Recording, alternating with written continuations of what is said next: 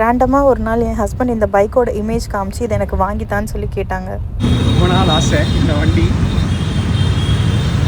எனக்கு பைக் பற்றி ஒன்றும் தெரியாதுன்னு நானும் என் தம்பியும் பைக் ஷோரூம் போயிட்டு அன்றைக்கே அந்த பைக்கை பார்த்து சேம் ஒயிட் கலர் நான் புக் பண்ணிட்டேன். 1 வீக் அப்புறம் இன்றைக்கி டெலிவரி. நான் என் ஹஸ்பண்ட் ஆஃபீஸ் லீவ் போட சொல்லிவிட்டு என் கூட வான்னு சொல்லி கேப் புக் பண்ணி கூட்டிகிட்டு போனேன். ரொம்ப நாள் வா ஷோரூம் போகலான்னு கூப்பிட்டுட்டு இருந்தாங்க. சரி ஷோரூம் தான் கூப்பிட்டு போகிறேன்னு நினச்சி உள்ளே வந்தாங்க.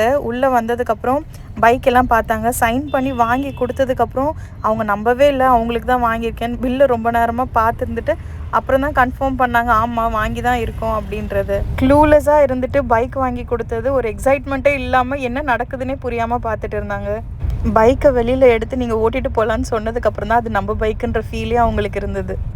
இவ்வளோ நாள் நான் என்ன கேட்டாலுமே என் ஹஸ்பண்ட் எனக்கு வாங்கி கொடுப்பாங்க. என் ஹஸ்பண்டுக்குன்னு பெருசாக நான் எதுவுமே வாங்கி கொடுத்ததில்ல. பர்சனலாக மட்டும் இல்லாமல் என்னோடய பிஸ்னஸ்க்காகவும் நிறைய எஃபர்ட் போட்டு இவ்வளோ நாள் என் கூடவே இருந்ததுக்காகவும் சின்னதாக ஒரு கிஃப்ட் கொடுக்கலான்றதுக்காக தான் நான் இதை அவங்களுக்கு கிஃப்ட் பண்ணியிருந்தேன். எந்த ஸ்பெஷல் அக்கேஷனும் இல்லை, பட் எனக்கு கொடுக்கணும்னு தோணுச்சு அவங்க கேட்டதுனால.